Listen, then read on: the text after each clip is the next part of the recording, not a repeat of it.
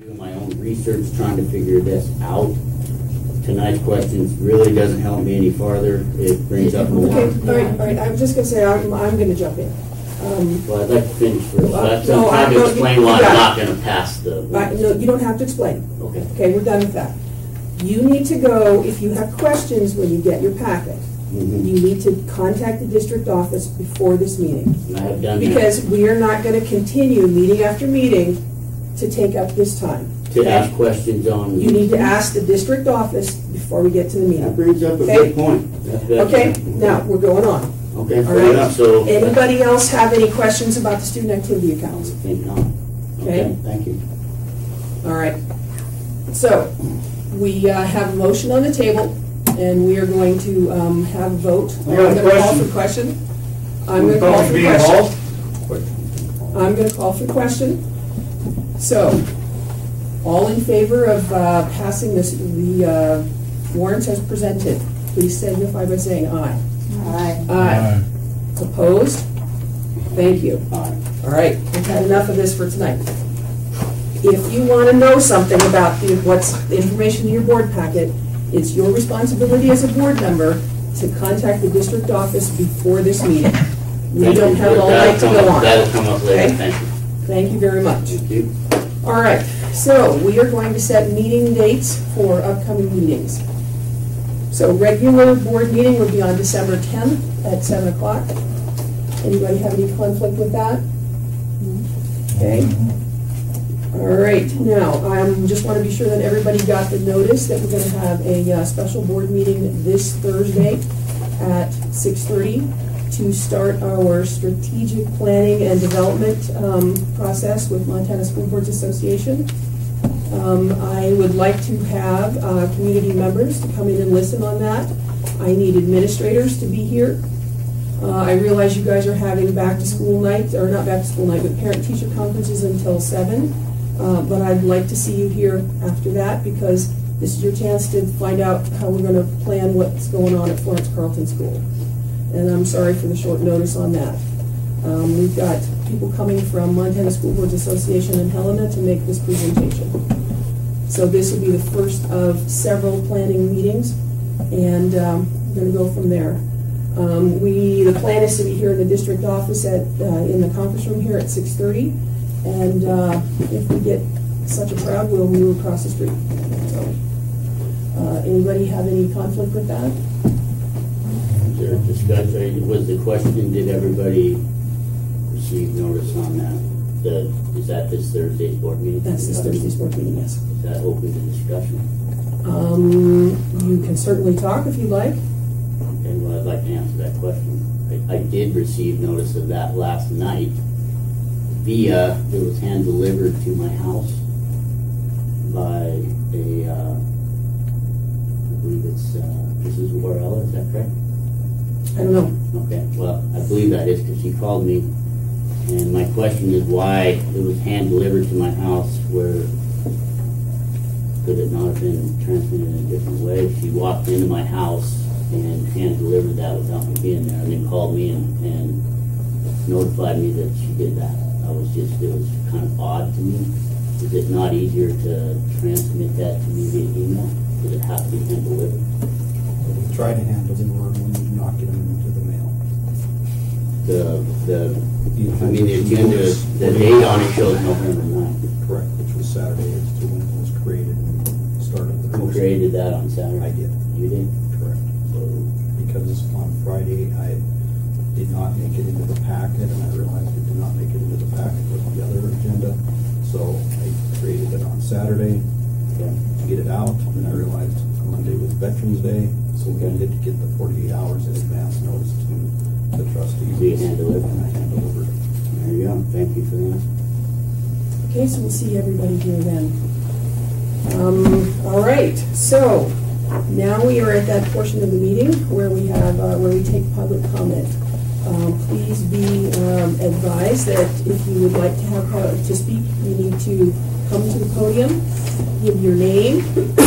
Keep in mind that we do not discuss personnel issues. We do not discuss agenda items.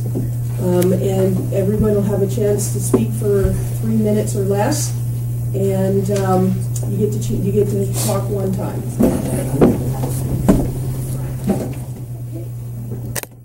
Kevin O'Brien. I was going to ask a question about a check out of the student activity account.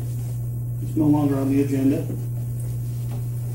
For the Montana Club for $123 that was for meals for over a year ago at some state event.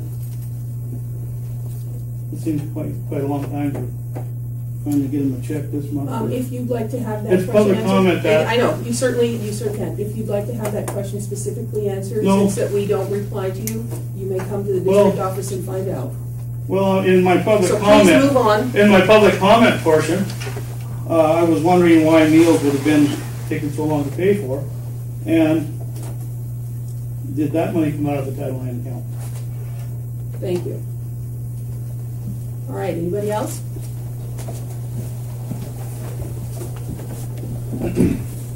Jay Dixon's my name. One of the core fundamentals of good leadership is establishing and maintaining hiring practices that seek out the best candidates to educate our kids. Healthy schools are routinely grounded in their leadership fundamentals. Due diligence, decency, and due process, for example, should guide the hiring process. What is more important than hiring the best possible people to work with our kids? There was a position, 2 qualified candidates at Florence, and Mr. McGee did not check references, and the board chair is even quoted as saying, "We do not have to check references." No, you don't have to check references. But healthy schools are grounded in decency and due process, always check references of qualified candidates. It's a matter of respect for the candidate and for the future colleagues. Similarly, healthy schools routinely post all openings. Why are some openings at Florence posted while others are not? Within the last year, there's several positions opened by the board that are not posted. This includes teacher jobs. And there were positions that were not opened by the board at a meeting that were posted. There was even a teacher position open and hired in the same meeting. There's a lot of inconsistencies that I think sends a bad message to parents, kids, and members of this community. Last month's board meeting, I talked about how our school needs to open all positions, including middle school coaching jobs. Mr. McGee said he only posted classified and certified positions. He said it doesn't post those lower positions. Ms. Rhodes said if it's just middle school, that's the reason we don't do it. Then I stated, I would think that you would be trying to get the best candidates you can possibly get to your school, then you would open the position to the public so that there are a lot of people that could see those positions that are qualified to do the great work with kids. My oldest son is approaching middle school. You care less about middle school kids than upper school kids? I'd like to ask a direct question to the board chair. Doesn't it make sense to open positions, even if it costs money, or free with bulletin board on campus and on our website to try and get the most candidates that you possibly can in order to seek out the best applicants instead of making some kind of mystery? You do not respond during public comment. At this point, I'd like to read District Policy 1441, number 4. Questions asked by visitors shall, when possible, be answered by the chair or referred to a member of the staff for immediate reply. Questions requiring investigation shall be referred to the superintendent or appropriate committee for later response. Questions requiring board action shall not be deferred for later consideration by the board. Do you not want to follow that district policy with a simple question without trying to get something on the website for postings of positions like most schools in our country do? I'm going to tell you that I'm not replying other than to say that last month when you brought this up, we said we would look into the policy. We're not done yet, so you're good. Okay. Thanks for answering that question. Posting all openings on websites is common practice at healthy schools. Most openings are even accompanied by job descriptions. School finance is one of the toughest challenges to schools. Superintendent of the Year, Mr. Klein, from Trenchtown, does so well that at the end of the year he gives us whatever money left at the end of the general fund back to the state to lower the tax burden to his community members. February of 2012, this board, except Mr. Reynolds and Superintendent McGee, interviewed candidates for the business manager position. We have an over $8 million budget, and there was a candidate with lots of experience that did not get the job, and that candidate was told, you are overqualified. I don't really understand how that's possible with respect to the difficult task of school financing and trying to hire the best candidate for that position in the school, especially when we have recently spent $15,000 on training for our current manager. I implore each member of this board and Superintendent McGee to hold each other to the highest standards of leadership. The kids, the parents, and this community deserve no less. Thanks. Anyone else?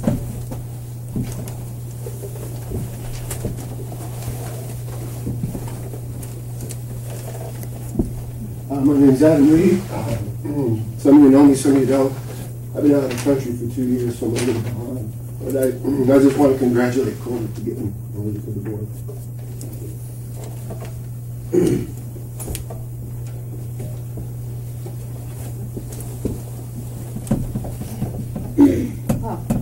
Hello to board members and the community.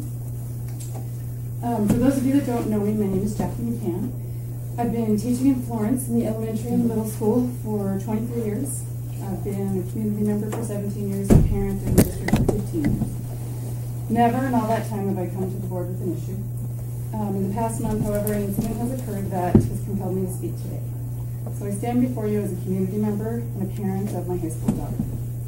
My objective is to make the board aware of this incident and to offer a solution in order to prevent this from happening to any other students, coaches, or parents in the future. The incident has to do with my daughter not being allowed to play in the Frenchtown volleyball game. In short, she did exactly what her coach told her to do, and regardless of that fact, was still punished by not being allowed to play in the game. I don't usually talk here, it's a little nerve-wracking for me. Let's see, on the day of the game, the volleyball students were released from class to go to the bus. My daughter Josie realized she had locked her volleyball uniform in the car and couldn't find her Mrs. keys. McCann, I'm sorry.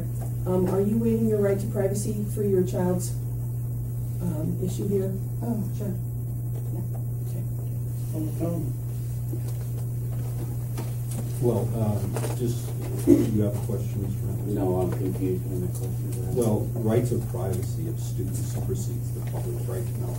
And this is public comment, and when names are brought up, we have to err on the side of caution by clarifying whether or not the privacy rights of that individual are recognized and whether they're being waived.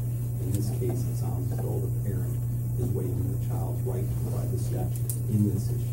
Okay. Furthermore, it sounds as though this is a complaint, and if it is a complaint for the board to recognize, then it is something that needs to follow the appropriate procedural of the board, which is it needs to follow the channels of being investigated, because if it is so that needs to be looked into, this board in its essence is losing its right to sit down and to evaluate the situation and then raises to the elevate to the board level for review. She actually said that she was coming here with a comment and a resolution, perhaps a suggestion to change things. Awareness and then a suggestion for the future. That didn't cut into her 3 minutes, did it? No. I just wanted to be sure that everybody was clear that we offered you that chance to have the privacy. Okay, so let's see. So on the day of the game, they got released from class. She locked her keys in the car, and her uniform, everything she needed was inside. She frantically searched everywhere before telling her coach and was at a loss at what she should do. So coach, which is what they call him, coach told her to stay at school, get her keys figured out, and meet the team in Frenchtown. So Josie asked if she would still be able to play, and her coach told her yes, she would still play. So Josie came to my first grade classroom and told me about her keys. I asked her if she would still be able to play if she wasn't on the bus, and she said that coach told her she could still play, she just needed to get the keys figured out, meet in Frenchtown. So the coach's word is good enough for me, so we got to work on getting the key situation handled. We were able to get a friend's father to come to the school with the tool to get into the car, and then my husband drove her to the Frenchtown game. When she arrived, coach told her that he had gotten a call from Mr. Grabowska saying that she wasn't allowed to play because she wasn't on the bus. On the phone with Mr. Grabowska, coach explained why he told Josie to drive to the game and didn't think there was anything wrong with it. In the past, volleyball girls have driven to games from an ACT test or from the parents' cabins for games that are up near the Flathead. He didn't see how this was any different or was against any rule that he was aware of. He had given her permission to meet the team. Mr. Grabowska wouldn't budge, so coach called Mr. Bearlocker and got the same answer. He told Mr. Bearlocker that if there are rules like this, that he needs to have a coaching manual with all of them in it so that he doesn't continue to find out about rules only after breaking them. Mr. Bearlocker told coach that the handbook would be impossible because there are too many rules to fit into a book. And excuse me, but the way I see it, if we can fit the Bible into a book, we should be able to fit some coaching rules into a book. So furthermore, if there really are that many rules, all the more reason to write them down. so that the coaches can reference them. I talked to Mr. Bearlocker too about the situation. Found that he didn't actually have all the facts when he made his decision. I filled him in on some of the details. I'm sorry, Ms. McCann, your 3 minutes are up, and now you've I have stepped just a tiny bit on, left. you've stepped on Mr. Bearlocker's right to privacy over a Just school issue. Come on, Pat. Are we following that policy? Because I remember Mr. Please just O'Brien's get to the was. end. Can you let her finish, please? This is an important This is- issue. I mean, like, 3 paragraphs is all. Mr. And I'm not here Bearlocker, to get anyone in trouble or anything like that, just to make change for you've the gone future. over your 3 minutes. Oh, my Has a word. solution, one person has a solution. Okay, I'm sorry, please, you're not recognized. You're gonna be asked to leave the meeting, and you cannot just speak up, okay? All right, excuse me, excuse Okay, me, I'll be done. excuse me. All right? We're done, okay? I'm sorry. You used up your 3 minutes for the issue, okay? My name is Michelle Fowler. This is only the second board meeting that I've attended in 10 years. I'm so disappointed with the response. I feel like this is an important issue. One very respected member of the community has come forward with an issue and a resolution, and the board just looks so uninterested, and that's disappointing. However, I'm going to continue this. I talked to Mr. Bearlocker about the situation also and found that he didn't actually have all the facts when he made his decision. No, okay, we're still at Mr. Bearlocker's right. of We'll be done with privacy. that. Hey, who's We are running this talking- meeting We cannot anyway? talk about Come on now. employee, any employee naming of issues in public comment. I filled him in on some details. I also talked to him about the need for a coaching manual, and his reply was that it would be impossible because not all rules apply to every sport. My reply was that if we can come up with a student athletic handbook that works for all students in all sports, we can come up with a coaching handbook that works for all coaches in all sports. There are definitely universal rules and principles that apply to all coaches regardless of their sport. One example would be rules regarding athletes riding the bus, including when that rule applies and when it does not, since there is some gray area. It seems completely irresponsible to not have a coaching manual for obvious reasons, and especially when there is a coach asking for one. Not having clear rules in writing leaves the actual rules vague and easily bent depending on the situation. I sat down on my computer and Googled coaching handbooks for about 5 minutes. The first one that popped up was from Fort Benton, Montana. I also have examples from Belt and 2 more from other Northwest states. They range in length from 12 pages to over 70 pages. When you read the table of contents for any of them, you can clearly see the value of the information presented within. I urge the board to see the serious need for a coaching manual and to take the steps necessary to develop one for our district. My daughter can't ever get that game back, but if a greater good comes out of it, then it was not for nothing. Learning is what we do in schools. Let us learn from this situation how to make our school a better place. Thank you for your time and consideration in this matter. Thank you. All right, any more public comment? All right, we're moving on to the next item.